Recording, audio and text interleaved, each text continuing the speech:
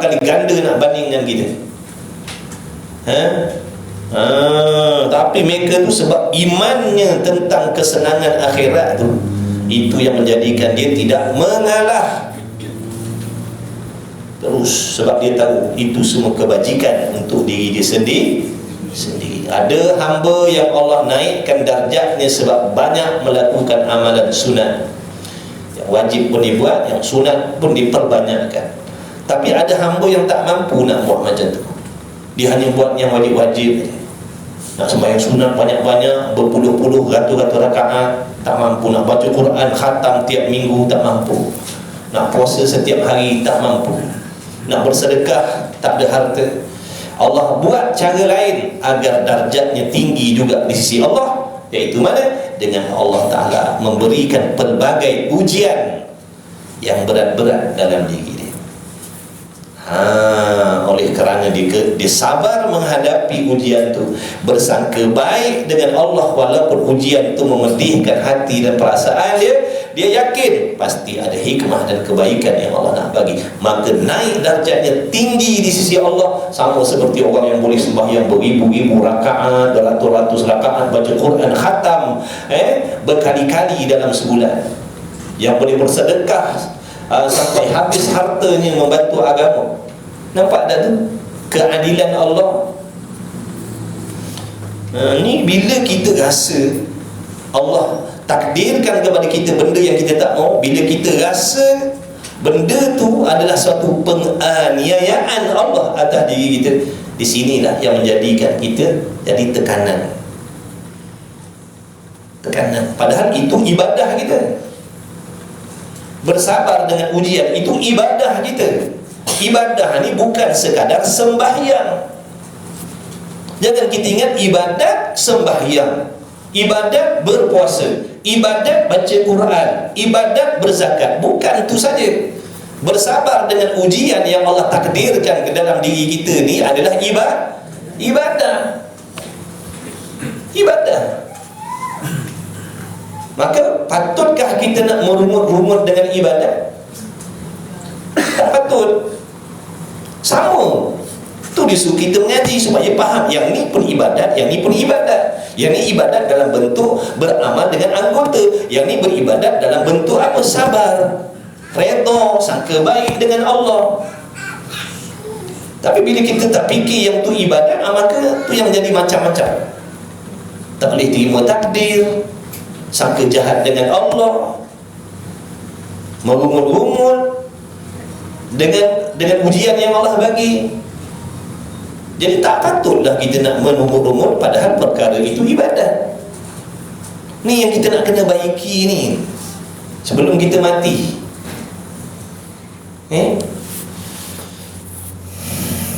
Baik, jadi kudrat artinya sifat berkuasa. Apa tugas sifat berkuasa Allah ni? Tugas dia membuat makhluk atau meniadakan makhluk. Itu tugas dia. Itu peranan dia. Tak payah kita mengaji payah-payah, ngaji mudah-mudah dulu. Tugas sifat kudrat menjadikan makhluk atau meniadakan makhluk. Itu tugas dia. Peranan dia membuat makhluk, meniadakan makhluk. Membuat mungkin, meniadakan mungkin. Tugas dia mengubah-ngubah benda yang boleh berubah. Faham tak? Tugas kudrat mengubah-ngubah perkara yang boleh berubah. Apa benda yang boleh berubah? Benda mungkin. Siapa sini tak faham makna mungkin? Angkat tangan. Tak faham, angkat tangan, jangan malu. Cepat. Rugi ni, jangan main tak tahu. Siapa tak faham mungkin, cepat nak bagi tahu ni. Jangan malu le. Ramai tu malu-malu. Tak perlu malu. Okey, nak terang tulis. Biasalah tu mana kita boleh ambil semua. Sebab tu kalau boleh rakamlah. Nanti balik kat rumah sambil-sambil tunggu ikan, bel ikan datang tu, Dengar boleh balik. Bersungguh-bersungguh. Ni handphone ada, rakam lah.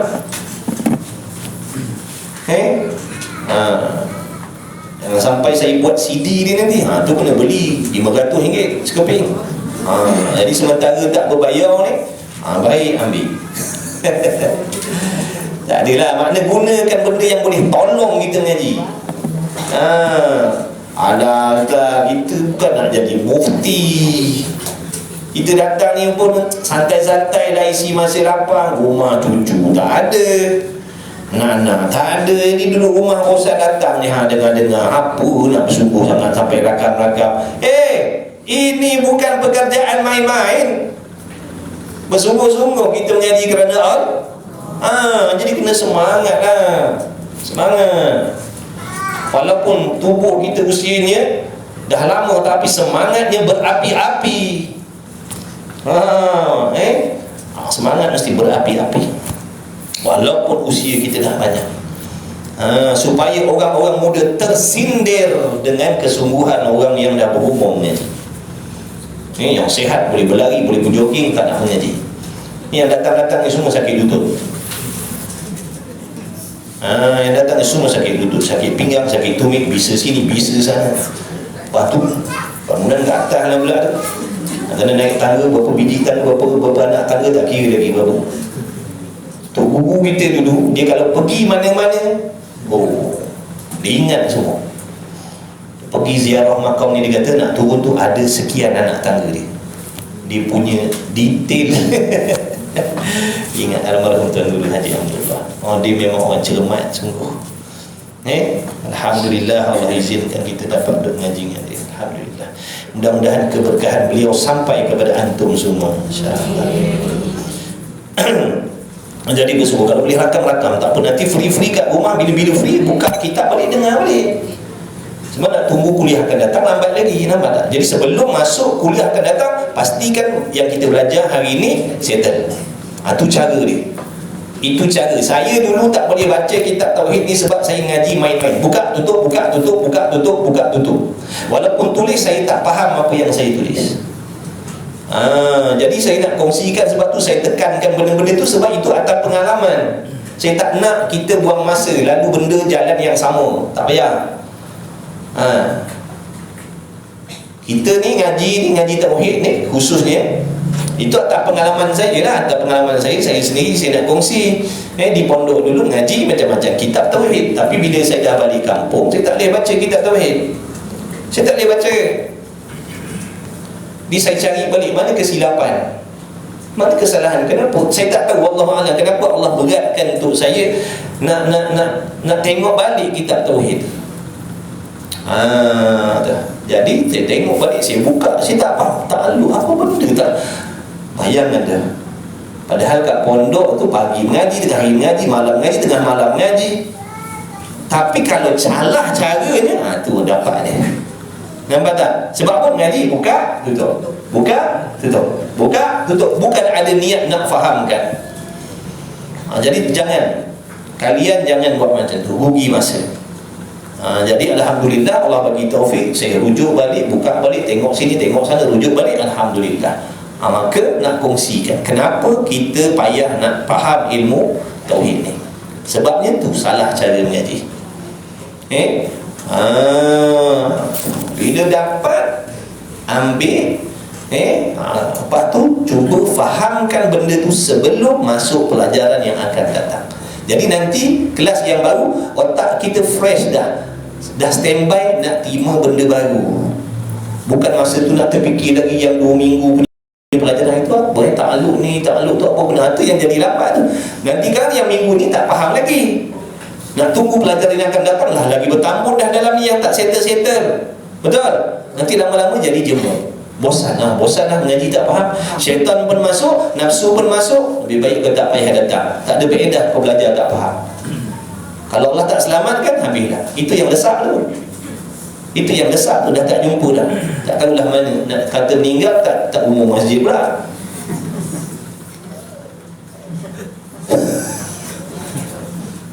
Mengaji sekejap jalan. Sebab apa? Bosan. Syaitan kata, apa kau faedah buang masa je. Kau pergi mengaji juga kau faham. Tengok dia pandai perangkap kita. Tapi bukan hari itu dia buat hari itu. Dan dia ada target dia. Satu masa orang ni akan mengalah. Dia target dia. Kita tak perasan tu permainan dia. Jadi bersungguh-sungguh. Azam insya-Allah semua boleh pandai. Semua boleh faham insya-Allah. Tapi bersungguh. Okey, mungkin tadi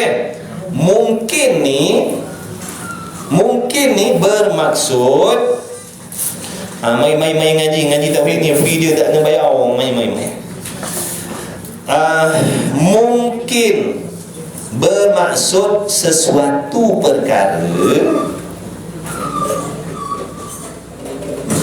yang akal kita boleh menerima. Sesuatu perkara yang akal kita boleh menerima, ada dan boleh juga menerima tiada. Itulah mungkin. Maksudnya kalau benda tu berlaku, akal boleh terima. Kalau benda tu tak berlaku pun, akal boleh terima juga. Itu namanya mungkin. Baik, sekarang hujan tak? Tak hujan. Okey, kita kata petang ni, hujan ataupun tidak tu masuk dalam perkara mungkin. Mim bukan mungkin tu Melayu. Mungkin. Mim kaf nun, mungkin. Bukan mungkin. Sebab tu kalau nak ngaji tajwid kena bertalaqi. Bertalaki, makna beradab dengan guru. Bila kita baca, guru tengok mulut kita. Sebab kadang kalau mengaji jarak jauh ni, dulu zaman dulu mengaji dengan handphone, ada rancangan telefon ustaz tu, dia pun mengaji lah. Kadang bunyinya sama, tapi sebenarnya sebutnya mana tempat meletakkan makhraj tu salah. Sebab tu kena bertalaki. Bila Tok Guru baca, kita tengok mulut Tok Guru macam mana, sengit ke, memuncung ke, mencebek ke, tersenyum ke, tengok. Kemudian bila giliran kita baca, tiru. Apa tujuan bertalaki tu? Tasbih tu. Lepas tu kita baca, Tok Guru tengok mulut kita. Tutup bibir mulut. Jadi mungkin sekali dengar macam betul, bila tengok bibir mulut salah. Waladhdallin, gapak bibi pula dah, bukan mim nun. Faham tu? Jadi mungkin, mungkin KIN. Kalau Rumi je lah. Jadi mungkin ni perkara yang boleh ada dan boleh dia. Okey, faham dah? Ada tak yang tak dapat? Alhamdulillah. Kita tu. Tadi datang tak tahu, ni datang dah tahu. Untungnya ni. Tadi datang tak tahu, ni kan balik dah tahu. Okey, itu peranan mungkin. Dan mungkin ini dalam erti kata lainnya dipanggil juga perkara yang harus pada akal. Perkara yang harus pada akal. Kadang-kadang dipanggil perkara harus, kadang-kadang dipanggil mungkin. Benda sama je tu. Kalau kata mungkin tadi benda yang boleh ada, boleh tiada. Bila kata benda harus pun begitu juga. Benda harus, mana benda yang boleh ada, boleh tiada. Boleh berlaku, boleh tidak berlaku. Jangan tidur. Time ni dia menguap. Boleh berlaku, boleh tidak berlaku. Ataupun makhluk pun boleh juga nak masukkan dalam erti kata mungkin. Ni kita ni makhluk kan? Kita ni mungkin. Sebab tu hari ni kita ada, besok kita masuk dalam kuburan. Sebab kita mungkin. Allah bukan mungkin. Allah sesuatu yang wajib. Sebab tu Allah tu mesti ada, sedia kala, kekal ada selama-lamanya duduk dalam keadaan ada, tidak akan berubah menjadi tiada sampai bila-bila pun. Sebab Allah tu masuk dalam perkara wajib, bukan mungkin. Allah bukan perkara harus, Allah perkara wajib. Jadi, okey, hari ini kita nak belajar ta'alluq yang pertama. Okey, ta'alluq dengan baik-baik. Ta'alluq ni kita akan selalu dengar perkataan ta'alluq. Yang dah tahu, yang dah dengar, dah faham, alhamdulillah. Jadi saya nak ulang bagi yang tak faham lagi, yang tak tahu lagi. Ta'alluq tu bahasa Arab, bahasa Melayunya urusan bagi sifat ma'ani. Urusan bagi sifat lah mudahnya. Urusan bagi sifat. Kalau sekarang kita belajar sifat kudrat kan, makna ta'alluq kudrat, makna urusan sifat kudrat tu apa, peranan sifat kudrat tu apa, apa peranan dia, apa tugasan kekuasaan Allah tu. Sifat berkuasa tu apa tugas dia, sifat berkuasa tu apa peranan dia. Boleh faham tak? Iaitu peranan dia tadi apa? Saya kata peranan dia menjadikan makhluk atau meniadakan makhluk, membuat makhluk ataupun membinasakan makhluk. Itu peranan atau dipanggil ta'alluq sifat kudrah. Boleh? Siapa tak faham? Tak faham je angkat tangan. Kita ulang.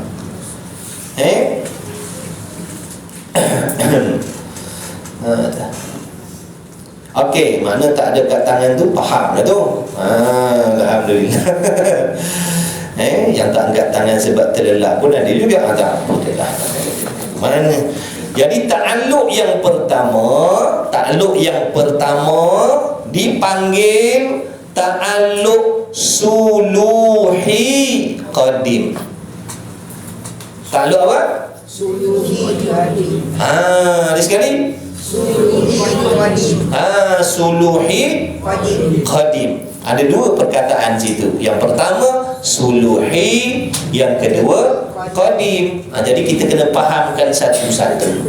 Suluhi, okey, dengar dulu, kita nak terangkan dulu, buat contoh dulu, lepas baru tulis. Suluhi ni bermaksud sesuatu yang patut berlaku, boleh berlaku. Itu suluhi, patut. Suluhi itu makna patut, boleh, layak. Saya buat contoh untuk tuan-tuan faham. Suluhi, saya ada RM10 sekarang, saya ada kemampuan RM10. Jadi saya patut membeli barang yang harganya RM10 ke bawah. Saya patut beli, bukan saya dah beli. Faham baik-baik. Suluhi ni duduk dalam kepatutan, patut saja. Benda tak berlaku lagi, benda belum berlaku, cuma cerita patut. Boleh saya nak beli barang yang harganya RM10, patut saya nak beli. Sekarang pun saya boleh beli. Kat bawah ni ada kedai, saya sekarang pun saya boleh turun beli barang yang harganya RM10, sebab pada saya ada kemampuan, ada kelayakan. Jadi itu namanya suluhi. Faham tak tu? Patut beli, bukan suluhi tu mana beli, patut tu. Nak bagi faham, patut, kepatutan sahaja, kelayakan lah. Layak lah, kita kata layak. Suluhi tu layak. Layak saya nak beli, saya ada RM10, saya layak nak beli. Walaupun saya tak nak beli, tapi saya ada kelayakan nak beli. Itu maksud suluhi. Boleh faham saya kata? Okey. Suluhi dulu. Kemudian perkataan qadim. Qadim tu boleh jadi zamai dah tahu dah, tapi tak apa, terangkan juga. Qadim terjemah Melayu sedia kala. Sedia kala itu erti terjemahan qadim. Yang dimaksudkan dengan sedia kala itu ialah sesuatu yang tidak ada permulaan. Ingat tu, bila kita dengar perkataan qadim, cepat-cepat kita kena ingat sesuatu yang tidak ada permulaan. Kerana itu maksud qadim, itu maksud sedia kala. Maksud qadim ataupun maksud sedia kala sesuatu yang tidak ada permulaan. Boleh? Boleh ke? Boleh. Sesuatu yang tidak ada permulaan namanya qadim, dan kadang-kadang dipanggil azali. Qadim ataupun azali, sesuatu yang tidak ada permulaan bagi adanya. Tambah sikit, sesuatu yang tidak ada permulaan bagi adanya, itu qadim ataupun azali. Sesuatu yang tidak ada permulaan bagi adanya. Baik, kita ni ada permulaan tidak? Ada. Kita ada permulaan. Dulu kan kita tiada. Jadi sejak Allah ciptakan kita tu, sejak Allah buat kita, sejak Allah jadikan kita, adalah permulaan hidup kita. Jadi kita ni ada tak permulaan? Bangunan ni ada tak permulaan? Boleh tak nak panggil qadim? Tak boleh. Sebab apa? Ada permulaan. Qadim sesuatu yang tidak ada permulaan. Tu maksud qadim ataupun sedia kala. Jadi kena peka bila sebut qadim, faham terus dah, sesuatu yang tidak ada permulaan. Tu qadim. Kalau orang tanya, apa makna qadim? Qadim tu makna sesuatu yang tak ada permulaan. Sesuatu yang bukan berasal daripada tiada, bukan. Sesuatu yang berasal daripada tiada, itu bukan qadim. Kalau kita ni baharu. Kita ni berasal daripada tiada. Kita ni asalnya tiada, kemudian Allah jadikan ada. Jadi kita bukan bersifat qadim. Syurga bukan bersifat qadim, neraka pun bukan bersifat qadim. Semuanya itu semua ada permulaan. Yang tidak ada permulaan ni hanya Allah. Jadi Allah dipanggil qadim, Allah tu azali. Begitulah. Baik, bila digabungkan perkataan suluhi dengan perkataan qadim, suluhi campur dengan qadim, suluhi qadim. Okey, kita terjemahkan dulu. Suluhi qadim bermaksud layak sedia kala lagi.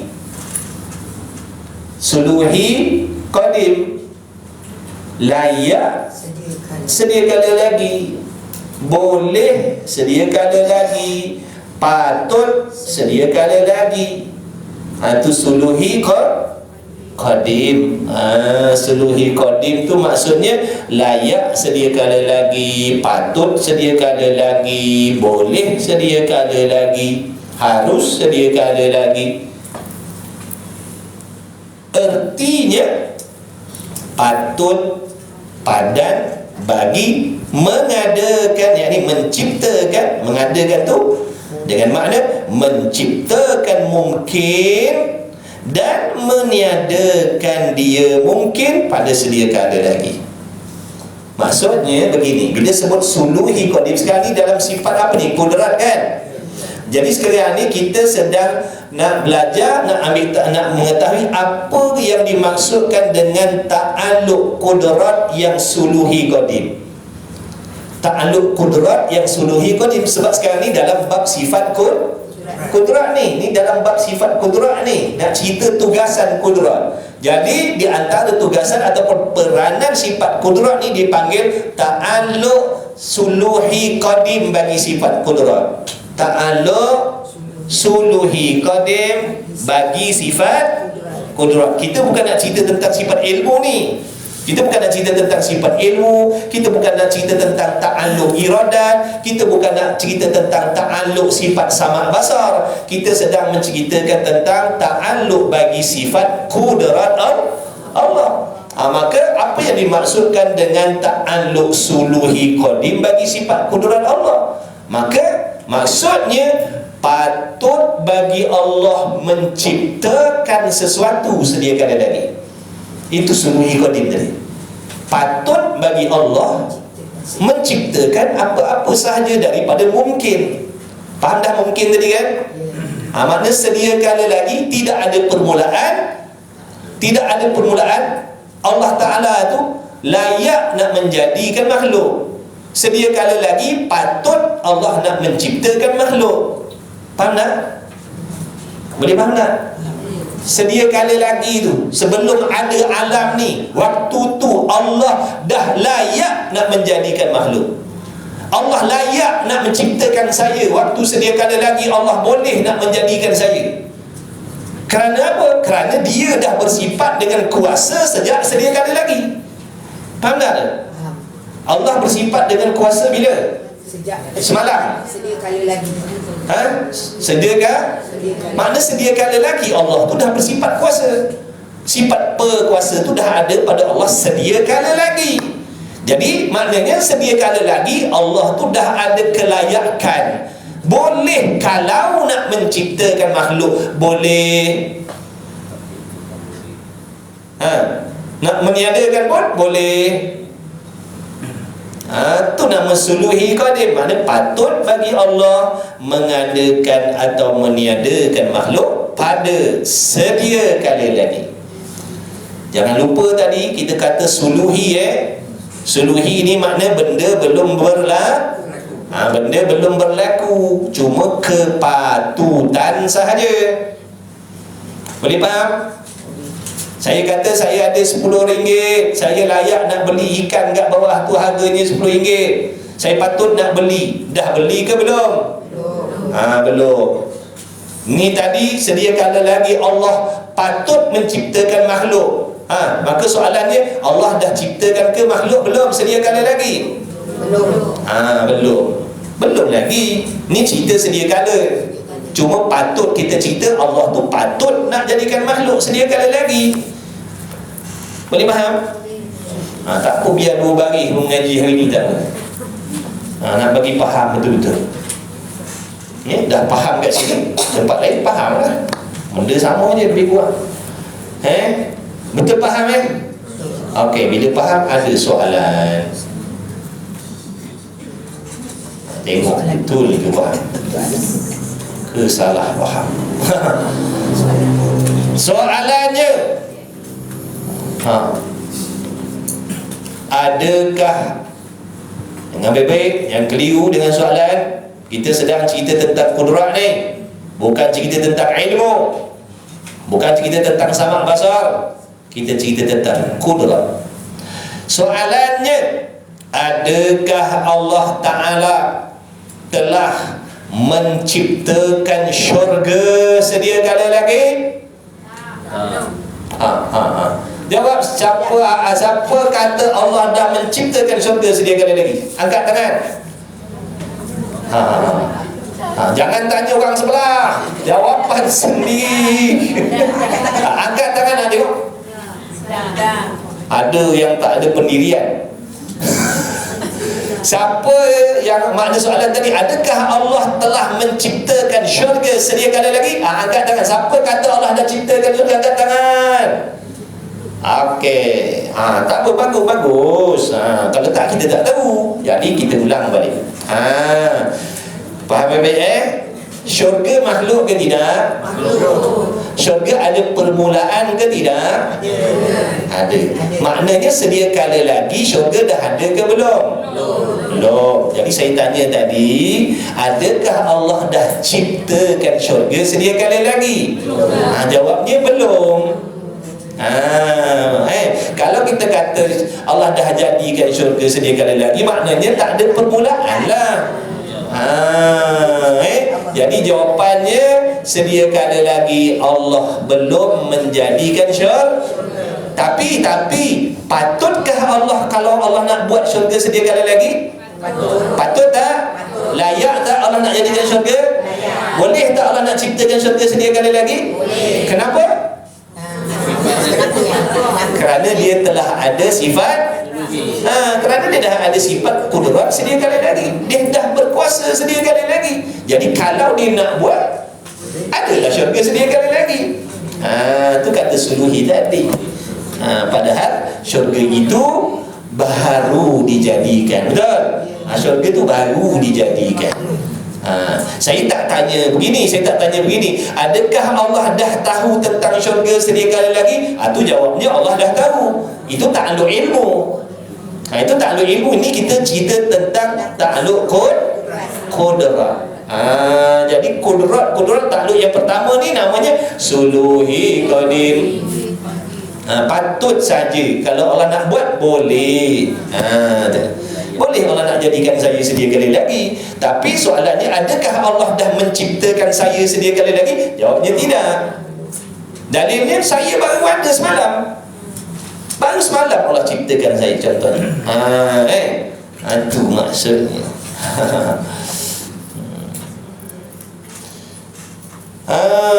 Patut saja. Boleh maknanya. Boleh kalau Allah nak buat, boleh. Sebab dia berkuasa sedia kala lagi. Okey. Soalan lagi. Apakah perkara yang telah ada sedia kala lagi? Allah dan segala sifat-sifat dia. Betul? Okey, Allah dan sifatnya dah ada sedia kala lagi. Soalannya, adakah Allah yang menjadikan dirinya dan segala sifatnya sedia kala lagi? Adakah Allah menjadikan dirinya dan segala sifat-sifatnya sedia kala lagi? Tidak. Ya tidak. Ya tidak.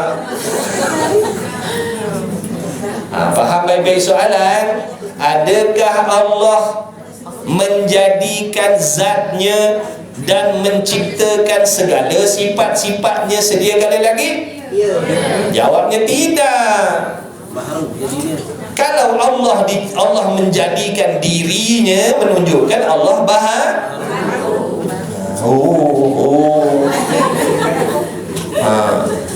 Kalau Allah menjadikan dirinya, menunjukkan Allah itu ada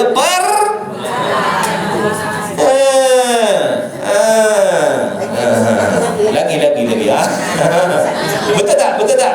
Kalau kita kata Allah menjadikan dirinya, Allah yang menjadikan zatnya, Allah yang menjadikan segala sifat-sifatnya, maksudnya faham di situ zat Allah dan sifat Allah ini asalnya dia rosak akidah dah. Jangan main-main jadi kafir nanti kan. Tapi ni kita dalam proses belajar tak apa. Sebab kalau tak tanya tak tahu.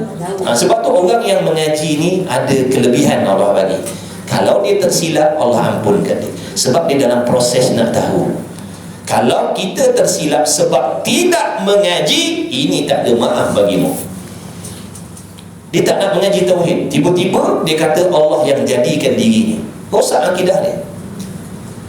Ada pun orang yang sedang belajar, dimaafkan sebab di dalam proses nak faham. Nampak tak? Jadi rugi tak kalau tak mengaji? Rugi. Orang mengaji ni insya-Allah ada lebih kurang daripada Allah. Sebab Allah tahu dalam nak belajar ni bukan semua benda boleh dapat serta-merta. Betul? Dan bukan guru tu yang memberi faham, Allah yang memberi faham. Jadi Allah tahu hambanya sedang mengaji, hambanya sedang berusaha nak ambil tahu. Sebab tu untung mengaji, rugi kalau kita tak mengaji. Dia sedang belajar solat, dia sedang belajar tajwid. Walaupun dalam solatnya ada kesalahan-kesalahan bacaan, Allah ampunkan sebab dia sedang belajar. Ada pun orang yang sembahyang main tibai je sebab tak mengaji, dia tak nak mengaji, dia main tibai je sembahyang, baca pun main belasah je, salah pula, tak sah sembahyang dia. Jadi mengajilah. Rugi kalau hidup atas dunia tak nak mengaji ni. Mengaji sungguh-sungguh. Aku nak mengaji sampai mati. Niat macam tu, aku nak mengaji sampai mati. Aku nak mengaji sampai aku mati. Soalan lagi Ustaz. Soalan lagi? Satu Ustaz. Faham lagi. Kau baru ngaku tak faham. Tak apalah. Kan kita zat Allah kan perkara wajib. Apa maksud perkara wajib? Terima di atas. Ada sesuatu yang ada sediakan. Sediakan tadi apa maksud? Ada. Kalau kata Allah ciptakan, cipta ni maksudnya apa tu? Membuat benda yang membuat benda yang tiada tu panggil cipta. Yang dah ada tak boleh nak panggil cipta dah. Nanti jadi tahsil pula. Jadi kalau kita jawab tadi, Allah menjadikan dirinya sedia kala lagi, menunjukkan Allah tu asalnya tiada, barulah Allah tu. Rosak akidah nanti kan? Allah bukan Allah bukan baru, Allah wajib. Sebab itu jaga baik-baik. Sebab itu sifat kudrat tak ada kena mengena dengan perkara bukan perkara baru. Sifat kudrat tidak ada kena mengena dengan perkara Wajib. Kerana sifat kudrat ni dia bertugas, berurusan menjadikan benda baru, bukan menjadikan benda wajib. Benda wajib bukan dijadikan. Kalau kata dijadikan, tidak boleh dipanggil wajib. Wajib ni sesuatu yang tidak ada permulaan. Wajib itu sesuatu yang tidak dijadikan, bahkan sesuatu yang dah memang ada sediakan. Itu perkara wajib. Jadi kita tak boleh nak kata Allah yang jadikan dirinya. Kalau Allah jadikan dirinya, maknanya Allah tu baharu. Allah yang menciptakan sifat-sifat dia semua. Kalau begitu sifat Allah pun baharu. Kalau dah sifat Allah baharu, serupa tak dengan sifat kita baharu? Sifat kita baharu ke tidak? Zat kita baharu ke tidak? Membawa kepada serupa pula Tuhan dengan jangan. Itu penting ngaji tu. Sifat 20 ni besar peranan dia, tuan-tuan. Besar peranan sifat 20 ni. Orang je tak tahu. Sebab tu orang tak peduli nak ngaji sifat 20 ni. Dia ingat sifat 20 ni ilmu biasa-biasa. Ini bukan ilmu biasa-biasa. Ini ilmu luar biasa. Jadi rugi kalau tak ngaji sifat 20 ni. Mari mengaji, pakak-pakak mengaji. Pakak-pakak mengaji lah. Siapa pun kita ahli perniagaan, kita jutawan, kita ikutlah. Itu urusan dunia kita. Raja ke, menteri ke, VIP ke, datuk ke, datin ke, tan ke, tin ke, tan sri ke, datuk sri ke, apa, ikutlah. Daripada setinggi-tinggi darjat dunianya sampailah yang serendah-rendah martabat dunianya, wajiblah khususnya akidah. Sebab akidah ni semua orang nak pakai. Sebab tu semua orang wajib belajar ilmu akidah ni sifat 20. Daripada raja sampailah orang kampung, daripada orang yang paling kaya sampailah orang yang paling lekeh darjatnya atas dunia ni, dia wajib belajar tauhid. Walaupun dia orang paling miskin, dia wajib ada akidah yang betul terhadap Allah. Dia orang paling kaya, dia wajib ada akidah yang betul terhadap Allah. Dia tak sama macam hukum fiqh. Dia tak sama macam ilmu fiqh. Ilmu fiqh ni ada bab-bab yang tertentu tak ada kena-mengena dengan kita. Nampak tak? Contoh, saya tak ada kena-mengena dengan bab zakat. Contohnya, sebab saya tak berkemampuan. Kai pagi makan pagi, kai petang makan petang, kai pagi kadang tak makan. Makna saya tak wajib, saya tak ada kena-mengena dengan bab zakat. Jadi kalau saya tak nak belajar bab zakat pun tak ada masalah. Tak ada masalah. Saya tak ada kena-mengena dengan haji, kerana saya tak ada kemampuan nak buat haji. Maka saya tak berdosa tak belajar bab haji. Nampak tak tu? Jadi dalam bab fiqh ada bab-bab yang ada hamba-hamba Allah yang tak terlibat dengan bab-bab tu. Tapi bila sebut akidah, semua terlibat. Begitulah juga dengan ilmu tasawuf. Ilmu tasawuf semua terlibat. Daripada raja sampai yang ke bawah, dia wajib ada sabar dalam diri dia. Betul? Nak tahu tentang sabar ni ilmu apa? Ilmu tasawuf. Yang nak menceritakan tentang sabar ni ilmu tasawuf. Yang nak menceritakan tentang ikhlas tu ilmu tasawuf. Nak membersihkan hati ilmu Jadi daripada pihak raja sampailah yang paling lekeh, wajib mengaji tasawuf. Fiqh pun kena mengaji lah. Kalau orang tanya, Ustaz, ilmu fiqh tu luas, yang nak melepaskan fardu ain saya nak mengaji syariat fiqh tu yang mana satu? Jawabnya apa-apa sahaja perkara yang berhubung kait dengan ibadat diri kita, wajib kita belajar bab tu. Wajib kita belajar bab tu.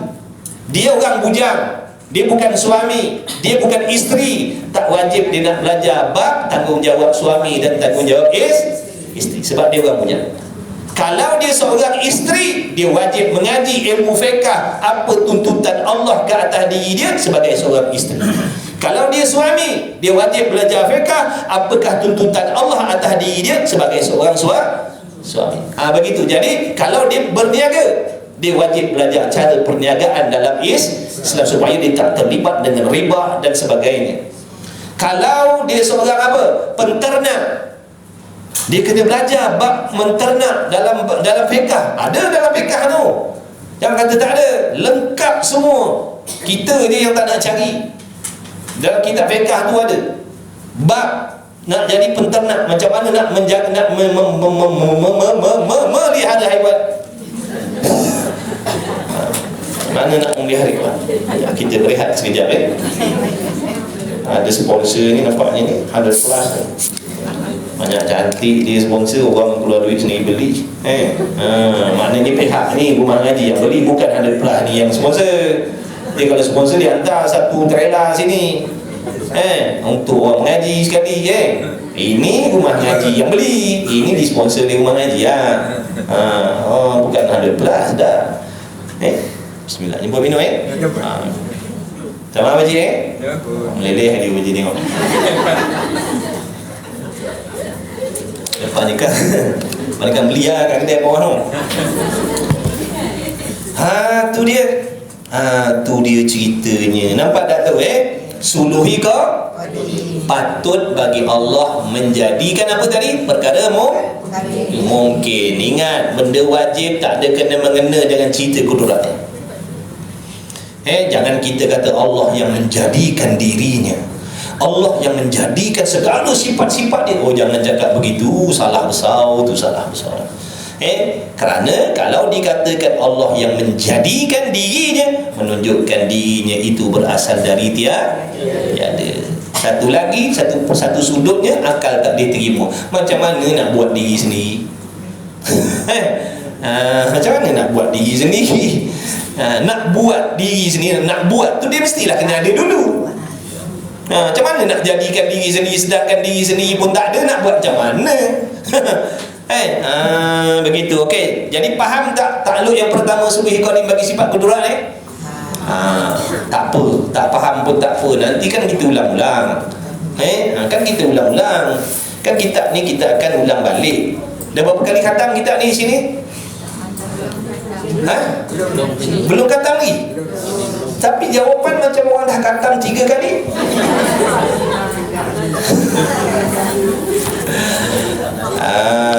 Alhamdulillah. Tapi memang habis ni saya akan ulang balik. Saya akan ulang paling tidak 2 kali saya akan baca kitab. Paling tidak 2 kali saya akan ulang balik kitab ni, nak bagi faham betul-betul, faham molek-molek. Sebab tujuan kita mengaji apa? Nak lepaskan tuntutan fardu, bukan nak memegah-megah banyak kitab. Faham? Faham sebutir kitab Risalah Misbah Munir ni, lepaslah fardu ain kita dalam ilmu tauhid. Makna lepas tu kalau tuan-tuan tak nak datang, tak nak mengaji lagi tauhid kat mana-mana, tak berdosa dah. Tapi janganlah, rugilah tak mengaji. Mengaji kan tadi dah kata niat mengaji sampai mati. Nak jadi syahid dah? Mengaji. Orang mati dalam keadaan dia syahid, dia menuntut ilmu, dia mati, dia syahid. Bila orang syahid nanti di hari kiamat Allah bagi peluang selamatkan ahli keluarga. Atau kelebihan orang mati syahid. Ataupun dia jadi orang soleh. Orang soleh pun nanti Allah bagi peluang, tolong siapa yang kau nak tolong. Jadi Allah Maha Adil. Jadi kalau ada di kalangan adik-beradik kita, Allah tak rezekikan, contoh Allah tak pilih dia mengaji dan sebagainya, itu hak Allah, kita tak boleh petikai. Tiba-tiba Allah pilih kita mengaji betul-betul, usaha jadi orang soleh, usaha jadi orang soleha. Mudah-mudahan nanti kita mendapat kelebihan di hari kiamat, boleh selamatkan adik-beradik kita yang lain. Sebab tu kata ulama, kalau boleh dalam satu keluarga mesti ada seorang, mesti ada seorang anak-anak kita yang mengaji, ataupun cucu cicit kita yang mengaji, mesti kena ada seorang.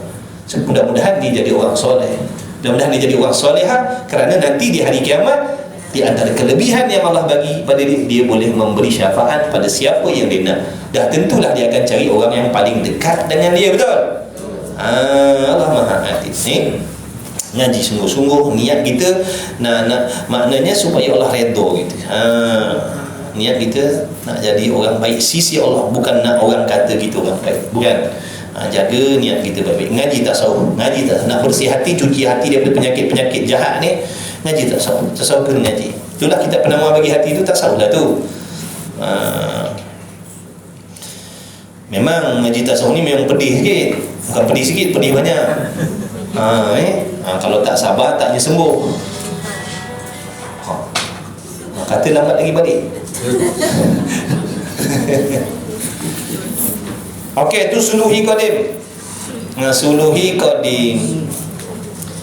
Okey, itu yang pertama Ingat tu, ta'alluq suluhi qadim bermaksud patut bagi Allah.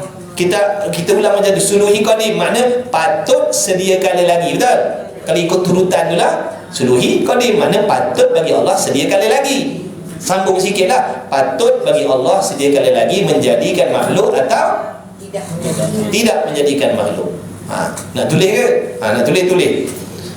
Dan kitab tu ada dah, tapi kalau nak tulislah. Suluhi qadim maknanya patut sedia kala lagi bagi Allah menciptakan atau meniadakan makhluk. Macam tu sudah. Suluhi qadim.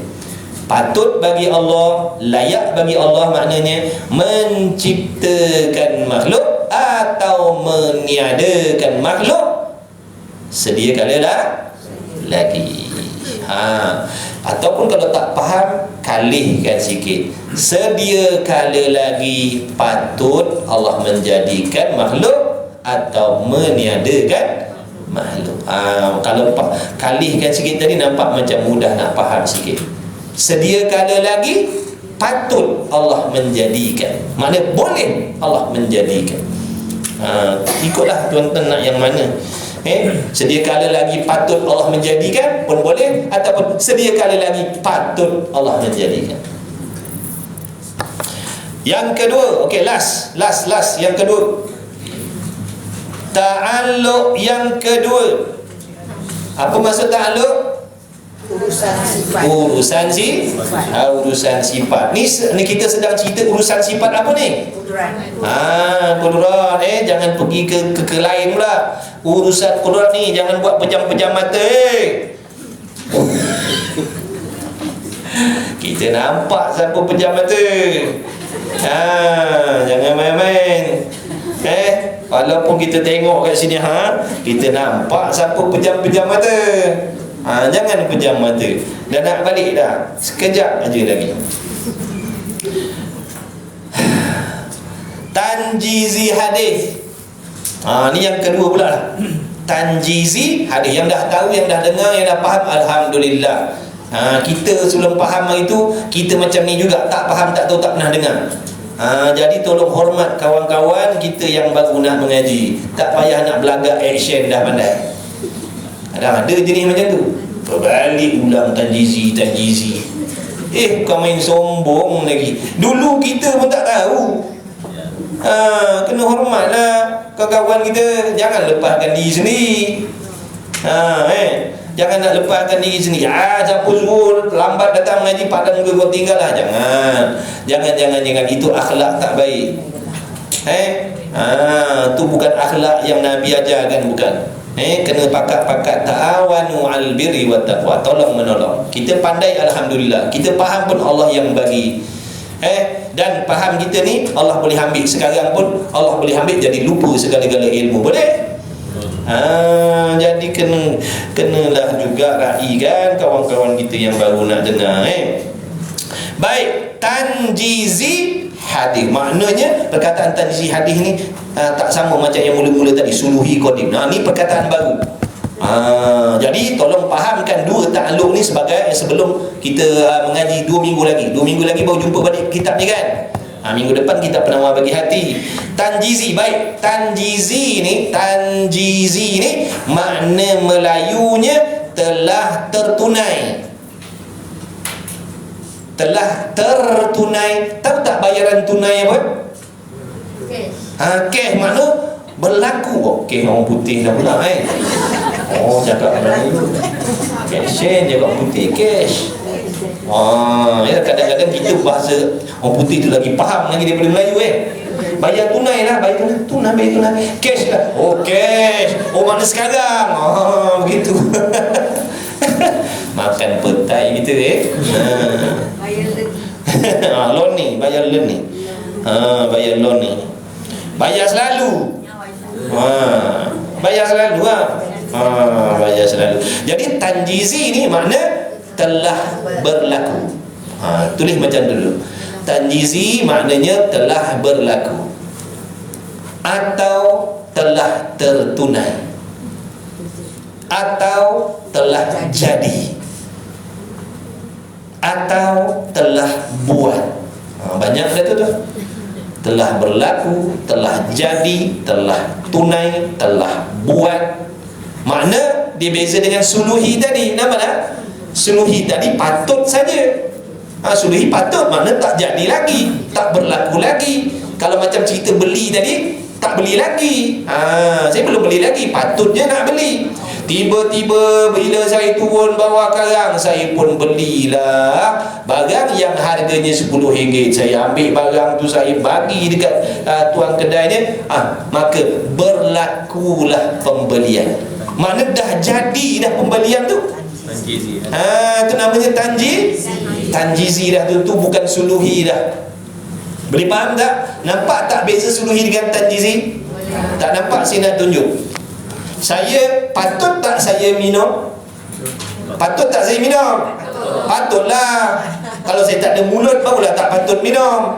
Patutlah saya minum. Mulut ada, air ada. Jadi patut tak minum?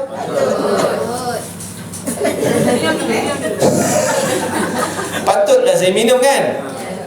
Boleh tak saya nak minum? Boleh. Dah minum ke belum? Belum. Okey. Namanya apa? Suluhi. Tak payah letak kodim lah. Kodim tu kan sedia kala pula. Cuma nak bagi faham suluhi tadi. Mana patut saya minum? Suluhi. Okey. Ni saya nak buat contoh tanjizi. Buat lama sikit. Tengok betul.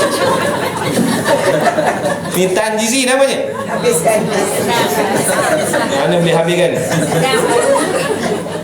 Ini tanjizi. Sedap betul lah ini. Sedap lah ini. Tanjizi. Tu ramai meleleh dia tengok. Tu namanya dah minum. Dah minum tu makna tanjizi. Benda dah jadi. Sekarang ni Allah dah turunkan hujan belum? Namanya patut tak Allah turunkan? Patut. Suluhi. Tapi bukan kodim lah. Kodim tu sedia kali sana tu. Sekarang ni mana patut tak Allah turunkan hujan? Patut. Patut. Dah turun ke belum? Tiba-tiba sekarang selang 10 minit rau katanya turun. Maknanya Allah baru menurunkan hujan. Allah baru buat maknanya. Allah baru memperbuat menurunkan hujan. Maka pada waktu tu dipanggil tanjizi. Hadis tu perkataan baru yang kedua tu. Hadis tu makna baru. Hadis tu makna baru. Apa makna baru? Ada permulaan. Terus tempat lain tanya tak boleh jawab. Tempat lain tanya tak boleh jawab. Sini tanya jawab. Sebab tu saya kata tadi, macam dah khatam 3-4 kali je. Jawab je. Tapi salah. Tak apalah, asalkan ada menjawab. Kan kita suka menjawab. Tu. Okey, maknanya hadis tu makna apa? Baru. Makna kalau bahasa kita baru Allah turunkan hujan. Baru Allah turunkan hujan. Maknanya tanjizi hadis. Boleh tadi baru je saya minum. Namanya tanjizi hadis lah tu. Allah baru buat yang saya ni baru minum. Baru Allah jadikan saya ni minum tadi. Tu namanya tanjizi hadis. Baru berlaku ataupun dah berlaku. Tapi dah tu maknanya ada permulaan juga. Hadis-hadis tu makna ada permulaan. Tak kisahlah maksudnya benda tu dah berlaku 20 tahun yang lepas. Makna panggil baru berjadilah tu. Maknanya peperangan dunia kedua tahun berapa pakcik? Katalah 40 lah. Langsam lah tu, kira langsam lah makna tu kita panggil tanjizi hadis lah tu. Makna perkara tu baru Allah jadikan pada waktu tu. Tilik kepada peperangan tu dulu ada permulaan. Sebelum tu tak ada perang. Selepas tu Allah jadikan pada tahun tu. Nama tanjizi hadis lah tu. Baru jadi. Faham tu? Bukan hari ni saja. Tiap-tiap benda yang ada permulaan, yang Allah buat ada permulaan, tanjizi hadis lah tu. Faham tak? Begitu. Tanjizi hadis nak menunjukkan benda tu Allah baru ciptakan. Mana ada permulaan ciptaan itu, ada permulaan. Tak kisahlah dah 20 tahun ke belakang ke, 30 tahun ke belakang ke, 10,000 tahun ke belakang ke, bila Allah dah jadikan benda tu, namanya tanjizi hadis. Hadis tu memberi faham sesuatu yang ada jangan kita faham hadis tu makna baru-baru dengan makna yang terkini. Bukan. Kalau kita faham baru tu dengan makna yang terkini, itu salah. Nanti kadang yang semalam berlaku pun kita kata tak masuk dalam hadis pula dah. Kalau kita faham baru dengan makna terkini, bukan baru makna terkini, faham? Baru makna yang ada permulaan. Tak kisahlah benda tu dulu. Kita ni kan baru. Maknanya kita ada permulaan, betul? Kalau kita faham baru tu makna terkini, makna kita baru lahir lah ni. Mana pula baru lahir pula kita hari ni? Kita dah lahir 80 tahun dulu. Yang 80 lah, saya baru 38. Nyerap je dengar, sabar je tu. Buat contoh bagi faham.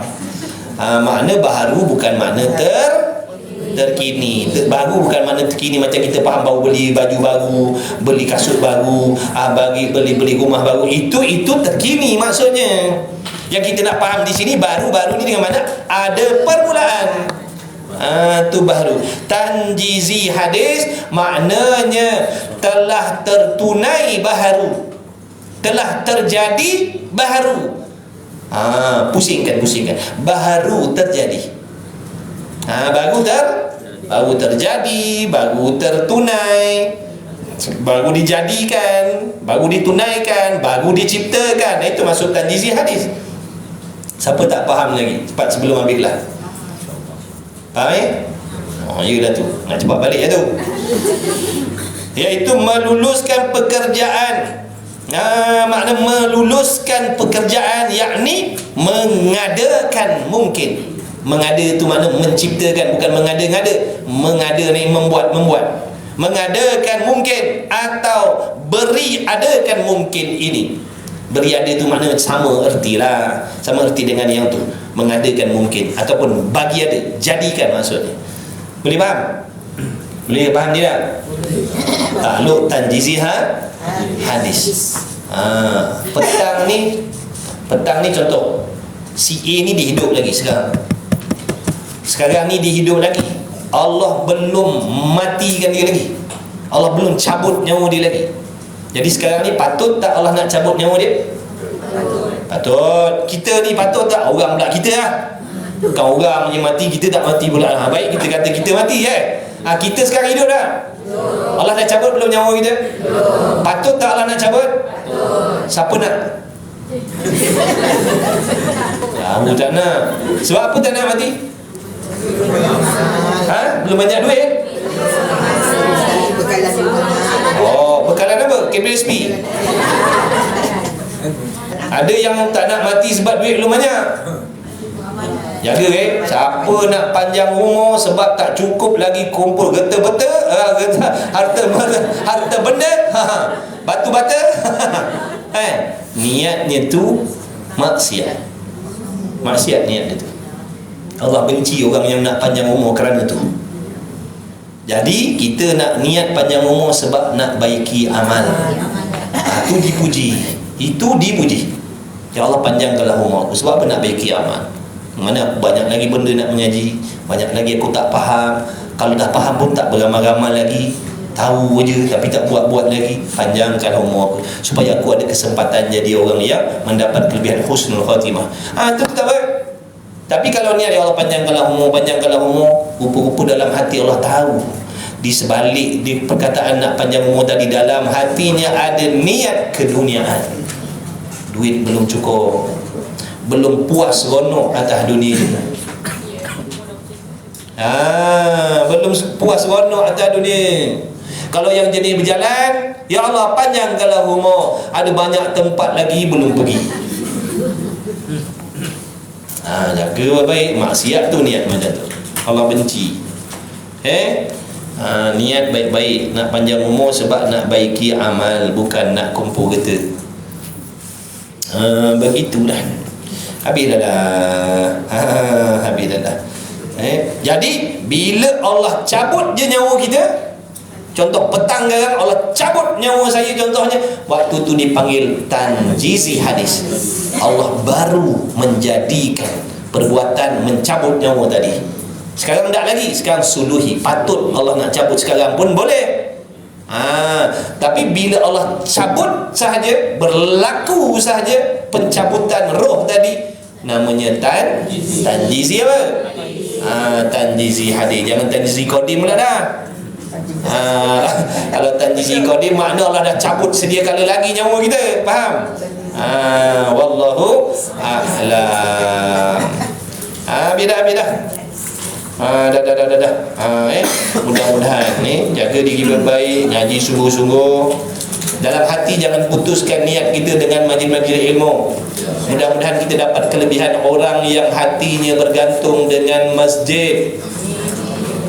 Apa kelebihan orang yang hatinya bergantung dengan majlis ilmu, dengan masjid ni? Walaupun dia kerja pejabat, walaupun dia suri rumah, walaupun dia duduk ladang, walaupun dia duduk pekan, walaupun dia duduk dalam sawah, walaupun dia duduk atas lori niagai,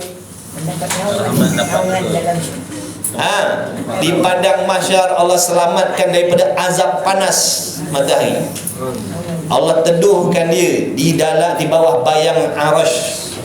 Waktu tu matahari panas, tak tahu nak cakap macam manalah azab. Tak ada pakaian, tak ada payung, tak ada bayang, tak ada makanan, tak ada minuman, kebuluran, kelaparan yang sangat-sangat dahsyat, tak boleh nak kata.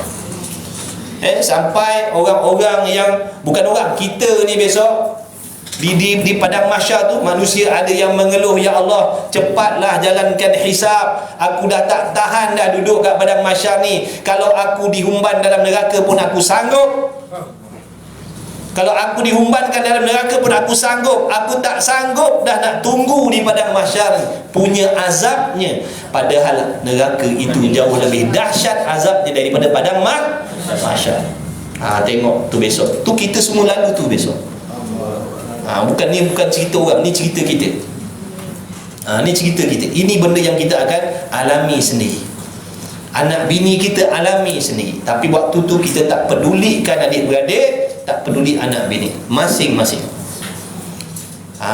Kita tengok sekarang ni dalam dunia ni berlaku peperangan ke apa benda. Kalau macam peristiwa dulu Jepun dihantam dengan bom apa namanya? Bom atom. Hiroshima dahsyat daripada sekarang ni dahsyat sungguh. Tapi waktu tu yang si bapa masih lagi teringat anak-anak dia. Mana anak dia, mana bini dia. Dahsyat tu, tapi masih teringat lagi orang yang dia sayang. Betul? Hari kiamat dah tuan-tuan. Nafsi, engkau, aku. Saya takkan pedulikan bini saya takkan pedulikan saya, anak-anak saya takkan pedulikan saya. Takkan terfikir tentang laki, tentang bini, tentang anak-anak. Itu hari kiamat. Tu hari kiamat punya cerita padang mahsyar. Tak ada dah kata mana bini, mana suami, tak ada. Kerana apa? Terlalu menakutkan di situ. Maka siapa yang akan menyelamatkan kita? Amalan kita sendiri. Amalan kita sendiri. Sebab tu kita kena sungguh-sungguh baiki amalan kita. Sebab amalan kita ni yang teman kita balik akhirat. Sebelum Allah pertemukan nanti di dalam syurga, masing-masing nafsi. Meniti jambatan sirat masing-masing. Tak ada kata nak bimbing tangan malaikat. Jap mana anak-anak kita nak bimbing sekali lah. Sian dia orang. Abang kalau dulu jalan biasa sekali. Dah. Tak ada. Masing-masing. Laki dengan nasib dia sendiri, bini dengan nasibnya, anak-anak dengan nasib. Tak betul cara hidup, hati kotor atas dunia, akidah sesat, syariat salah, terjunlah dalam neraka itu. Tak akan sampai melepasi jambatan siratal mustaqim yang memakan masa ribuan tahun nak menghabiskan. Puluh ribu tahun. ikut amalan. Kalau hatinya dahsyat bersih, kalau akidahnya betul, syariatnya betul, makamnya tinggi di sisi Allah, tak sampai beberapa second sampai dah di penghula ke pintu syurga dah. Tu tengok kepada hebatnya darjat seseorang. Mana nak dapat darjat ni? Sekarang ni lah usahakan darjat tu. Bila dah dapat, kena sayang darjat tu, kena jaga pingat-pingat tu baik-baik. Sebab musuhnya syaitan nafsu, dia akan nak rampas balik pingat-pingat dan darjat-darjat yang Allah dah bagi. Dengan cara apa? Dia menghasut kita jadi pendengki, menghasut kita jadi pengumpat, menghasut kita jadi pendendam, menghasut kita jadi orang yang ujub. Habislah darjat, setinggi apa pun takkan dapat bawa balik akhirat. Maksudnya nanti di hari kiamat duduklah di dalam penuh kehinaan, tanpa ada pangkat darjat di sisi Allah. Macam mana nak melalui jambatan sirat yang berpuluh ribu tahun tu kalau kita tak ada kedudukan yang hebat sisi Allah? Ada yang sampai tertanya, mana jambatan sirat? Dulu cerita pasal sirat mana tak ada pun. Begitu pantas Allah sampaikan dia, sebab dahsyat darjatnya sisi Allah. Macam atas dunia lah, orang pangkat tinggi-tinggi je tengok kereta je kat highway macam mana. Kita bawa kereta sagar je, dia potong berpusing kereta kita. Sebab apa? Darjatnya tinggi. Makna dia ada kemudahan lah kat sini. Darjatnya tinggi, ada duit banyak, boleh beli kereta ratus-ratus ribu juta. Syum. Sebab darjatnya tinggi. Atas dunia tak bawa ke kubur tu, cuma nak buat contoh. Di hari kiamat besok macam tu lah. Orang yang darjatnya tinggi di hari kiamat besok mudah dia nak masuk syurga. Kita ni yang tak ada darjat ni, ada yang berjalan dengan muka heret, muka atas jambatan. Seret muka atas jambatan sirat tu, yang bawahnya api neraka tuan-tuan. Berjalan dengan muka ni, seret muka. Ini bukan cerita dongeng, ini cerita sungguh. Itu akan berlaku. Kalau amalan kita salah, itulah nasib kita besok. Bini tak tolong, laki tak tolong, anak-anak tak tolong, masing-masing punya amalan. Jadi fikir baik-baik. Memang nafsu, syaitan memang hasut kita supaya besok kita celaka di hari kiamat. Jadi jangan dengan sebab dek benda tu kita gadaikan keselamatan kita di hari kiamat besok. Jangan. Fikir banyak-banyak. Kita ni orang beriman, bukan orang kafir. Orang kafir dia tak percaya benda-benda tu. Kita orang beriman. Maka tindak tanduk dan tingkah laku kita atas dunia ni dipengaruhi oleh apa yang kita pegang dalam hati kita. Sebab tu orang-orang yang hatinya bergantung dengan masjid, kenapa tu? Pada adatnya bergantung dengan masjid ni untuk apa? Curi tabung masjid? Nak beribadah, semayang, nak pergi kuliah. Makna hatinya walaupun duduk di rumah, duduk di pejabat, duduk di ladang, hatinya bergantung dengan masjid. Petang ni ada kuliah contoh, malam ni kan ada kelas. Di mana begitu? Itu maksud hati bergantung dengan masjid. Allah akan teduhkan dia di bawah bayangan arash tadi. Dia takkan rasa keazaban panas di situ. Kelebihan apa tadi? Hatinya bergantung dengan masjid. Selain tu, dia berkawan, bersahabat, bertemu dan berpisah kerana Allah Ta'ala. Apa tanda-tanda dia? Orang yang berkawan, bersilaturahim kerana Allah, apa pengisian dia? Nasihat menasihati, tegur menegur, berkongsi ilmu. Nampak tak? Itu tanda-tanda dia berkawan, bersahabat kerana Allah, kerana agama. Bukan cerita tentang benda bukan-bukan tak. Ini pun golongan yang kedua yang akan dapat kelebihan tu, berteduh di bawah bayang arsy. Jadi sekarang ni kita betulkan niat kita. Andai kata ada tujuan sebelum ni kita berkawan, bersilaturahim kerana lain, baiki balik, betulkan niat kita. Aku berkawan, bersilaturahim kerana agama Allah. Nak pakat-pakat ta'awanu, mendekatkan diri kepada Allah. Mudah-mudahan dapat kelebihan tu. Yang ketiga, orang yang menyendiri, duduk diri mengenangkan segala dosa-dosanya, lalu dia menginsafi dosa-dosa dia. Orang lain tak tahu, bini dia tak tahu dia menangis, laki ni tak tahu dia menangis, anak-anak dia tak tahu dia menangis, anak bapak dia tak tahu, dia bersendirian, hanya dia dengan Allah saja. Menangisi kesilapan dan kesalahannya dengan Allah. melanggar perintah Allah, dia menangis, dia menyesal. Itu di antara orang yang duduk diteduhkan juga oleh Allah di bawah bayang arsyillah. Ada lagi orang yang diajak berzina, dia boleh nak berzina, tak ada orang nampak, tak ada orang tahu, ditolak tadi kerana takutkan Allah, mereka pun nanti akan dapat kelebihan tu. Jadi kita ni banyak peluang. Gunakanlah masa kita waktu hidup ni, kutip pangkat banyak-banyak, supaya nanti mudah-mudahan kalau ada rezeki, harap-harapnya kita dipilih oleh Allah, dapat redha Allah, ada pangkat darjat yang tinggi sisi Allah, nanti kita boleh tolong bantu selamatkan orang lain. Siapa yang kita nak selamatkan? Orang yang paling dekat dengan kita, lain. Orang yang buat baik dengan kita, lain. Orang yang bantu kita. Nampak tak tu? Jadi kita ni ambil peluang benda ni. Walaupun kita bukan orang baik, kawan dengan orang baik-baik, tolong orang baik-baik, bantu orang baik-baik.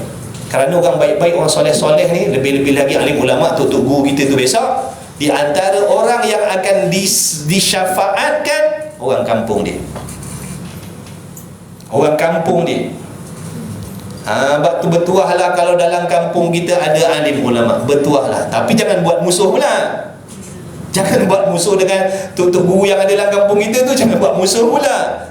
Buat baik dengan dia, tolong dia, khidmat pada dia, bantu apa yang boleh. Macam tu, jangan buat musuh. Dah ahli keluarga dah tentulah, anak bini dah tentulah. Itu takkan nak tolong orang lain nak tinggalkan anak bini pula. Anak bini, kemudian orang kampung, kemudian orang yang banyak khidmat dengan dia, kemudian orang yang menolong menunaikan hajat-hajat dia. Itu kelebihan syafaat daripada alim ulama. Tu ambil peluang ni. Kalau kita orang jahat pun ambil peluang tu. Mudah-mudahan nanti kita mendapat syafaat. Apa di antara syafaat ni nanti, jenis-jenis syafaat di hari kiamat? Dia nak ikutkan hukumnya, keputusan neraka dah. Tapi dengan sebab sesuatu jenis syafaat, dia tak dimasukkan ke dalam neraka. Ada jenis syafaat yang macam tu. Kalau nak ikut jatuh hukum, neraka dah. Tapi ada jenis syafaat dibatalkan maksudnya. Dan kita naklah benda-benda macam tu. Kita ni bukan orang baik. Jadi usahakan benda-benda tu. Sebab akhirat kiamat syafaat tu bukan cerita khayalan, bukan cerita dongeng. Kemudian jaga hati, bersihkan hati. Sebab hati ni kalau kotor, setaat apapun zahir kita, takkan ada apa-apa pangkat darjat pun di sisi Allah. Sembahyanglah sampai berlekuk daya kita, puasalah sampai tinggal kulit dengan tulang saja. Selagi kita tak bersihkan hati kita dari penyakit yang Allah benci, hasad, dengki, dendam, iri hati, sangka jahat,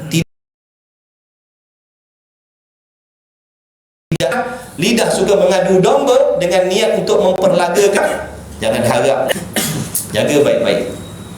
Itu nasihat untuk diri saya dan ahli keluarga saya khususnya, dan yang lain-lain. Kalau kita nak selamat di sana. Kalau tak ada kemungkinan kita akan bertemu dalam syurga. Tak ada kemungkinan nak dipertemukan di tempat yang selamat. Tak ada kemungkinan. Sebab tak ada kelayakan tu pada diri kita.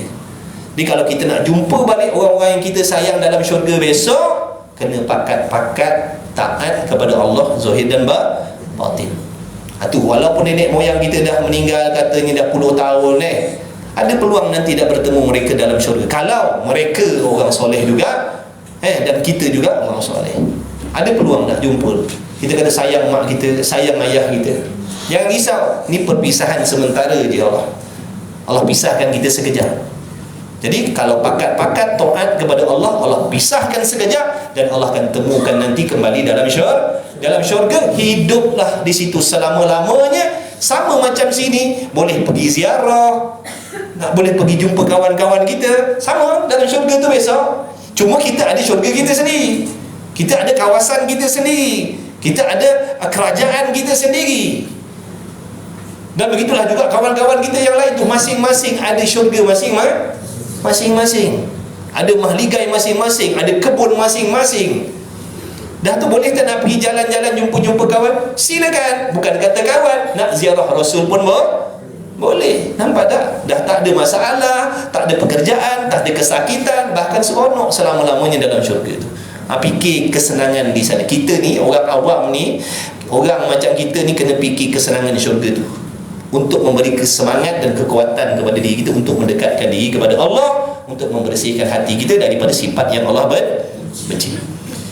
Jangan kita ingat bila kita dah dapat darjat tadi, pangkat ni akan kekal, tuan-tuan. Sebab tadi saya ingatkan, pangkat ni, darjat ni setinggi apa pun akan dicemburui, didengki oleh syaitan dan nafs. Dia akan usaha untuk rampas balik, supaya nanti di hari kiamat kita dah balik dalam alam barzah tanpa membawa pangkat tu. Maknanya balik hina jugalah. Contohnya dia suka berqiyamul lail, contoh, tinggi darjatnya. Dia banyak bersedekah, tinggi darjatnya. Dia suami yang soleh, tinggi darjatnya. Isteri yang taat, tinggi darjatnya. Tapi syaitan tak puas hati. Syaitan tak puas hati melihat dia orang yang ada kelebihan di sisi Allah. Sebab orang ni nanti akan dapat kesenangan. Orang ni nanti tak akan masuk neraka masuk dengan dia. Syaitan iblis ni dia dengki, biar sama-sama tak masuk syurga. Biar sama-sama tak masuk syurga. Jadi orang yang hidupnya dengki atas dunia ni sama macam syaitan. Biar sama-sama tak dapat nikmat, biar sama-sama susah, biar sama-sama tak lepas kesenangan. Tu jadi dia akan usaha, dia akan bisik dalam hati kita supaya membuat benda-benda yang menjadi asbab pangkat tu ditarik kembali oleh Allah. Jadi kita kena hati-hati, waspada. Ingat mati selalu. Ingat mati selalu. Jangan nanti bila dah kena, kita nak menyesal, itu dah terlambat. Jaga baik-baik. Jaga baik-baik, ingat selalu. Ingat selalu. InsyaAllah, mudah-mudahan dengan rahmat Allah, dengan kasih sayang Allah, dengan berkat Nabi Muhammad SAW, dengan berkat doa ibu bapa kita, dengan berkat doa orang tua kita, alim ulama, orang soleh, dengan berkat majlis ilmu pada pagi ini, mudah-mudahan dengan keberkatan para malaikat yang berhimpun di dalam majlis ilmu, dengan berkat syafaat Nabi Muhammad SAW, dengan berkat Tuan Pengarang kita, mudah-mudahan segala doa, segala hajat yang tersurat, yang tersirat, dan doa-doa yang kita panjatkan, impian-impian yang baik-baik di sisi Allah, moga dikabul oleh Allah Subhanahu wa ta'ala, dipermudahkan. Mudah-mudahan kita semua diselamatkan oleh Allah Subhanahu wa ta'ala. Tak lupa adik-beradik kita, anak isteri kita sekaliannya, ibu bapa kita, ibu bapa mertua kita, adik-beradik kita, ipar duai kita, semua-semuanya mudah-mudahan mendapat keberkahannya sekali. Mudah-mudahan Allah pilih kita, generasi kita, keturunan kita menjadi orang belajar agama yang ikhlas, belajar ilmu yang benar, belajar dengan guru yang betul akidah dan syariatnya, belajar dengan guru yang ikhlas hatinya. Mudah-mudahan Allah jadikan kita orang yang istiqamah, bersungguh-sungguh mengaji agama, hati kental dalam mendaki gunung menuntut ilmu ni. Jangan cepat mengalah, jangan tewas, jangan lari. Minta Allah Ta'ala tetapkan kaki kita sesusah apa pun. Mudah-mudahan Allah istiqamahkan kita dan bagi taufik beramal. Itu yang lebih penting. Minta Allah Ta'ala bagi taufik beramal dengan segala ilmu yang Allah dah bagi kepada kita. Kerana seseorang yang menuntut ilmu itu tidak ada kemuliaan apa-apa pun kecuali bila dia amalkan apa yang dia dah diberitahu oleh Allah. Jadi insya-Allah doa sungguh-sungguh, jangan lupa saling doa mendoakan. Saling doa mendoakan. Jangan pentingkan diri sendiri. Kita ni Allah Ta'ala ajar, Nabi ajar supaya ada sifat kasih sayang sesama Muslim. Sebab tu orang yang suka berdengki, orang yang tak ada sifat kasih sayang sesama Muslim. Orang yang suka mengumpat, orang yang tak ada sifat kasih sayang sesama Muslim. Betul tak? Saya mengumpat tuan-tuan, mana saya menjatuhkan maruah tuan-tuan. Saya tak ada sifat belas kasihan dengan tuan-tuan. Jadi jauhkan benda-benda tu, demi akhirat kita. InsyaAllah nak masuk syurga dengan senang, dengan mudah, dibantu oleh Allah. Kita kena buat kerja, kena jauhkan sebab-sebab yang memasukkan kita dalam syurga, kena tinggalkan sebab-sebab yang membatalkan pahala kita. Bila lagi nak mula?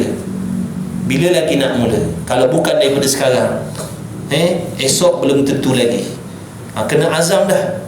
Kena ingat makna aku tak nak susah hari kiamat besok. Sebab susah dunia ni pun kita tak sanggup dah, betul? Susah dunia ni pun ada yang nak bunuh diri macam-macam dah, tak sanggup. Susah di dalam kubur tu jauh lebih dahsyat dari itu susah atas dunia. Maka nak senang, nak Allah jaga kita, beramal soleh kerana Allah, bukan nak menunjuk-nunjuk, nak pujian orang. InsyaAllah mudah-mudahan Allah jaga niat kita. Bismillahirrahmanirrahim. Alhamdulillahirabbil alamin wassalatu wassalamu ala Rasulillah. Allahumma rabbana fa'na bima 'allamtana. Rabbana 'allimna alladhi ma yanfa'una. Rabbana faqih ahlana wa qarabatil lana fi dinina ma ahli qutul unsa wa dzakar. Wa sallallahu ala sayyidina Muhammad walhamdulillahirabbil alamin. Taqabbalallahu minkum. Alhamdulillah. Haula wala quwwata illa billah.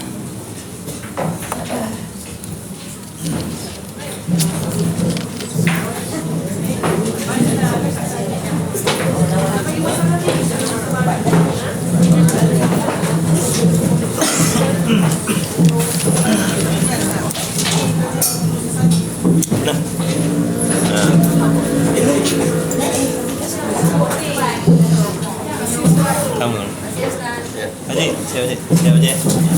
Doa saya Haji. Allah. Doa kena hijab. Apa dia? Doa kata hijab. Kamu pakcik dia doa. Saya banyak hijab. Pakcik orang lama-lama mengaji lagi.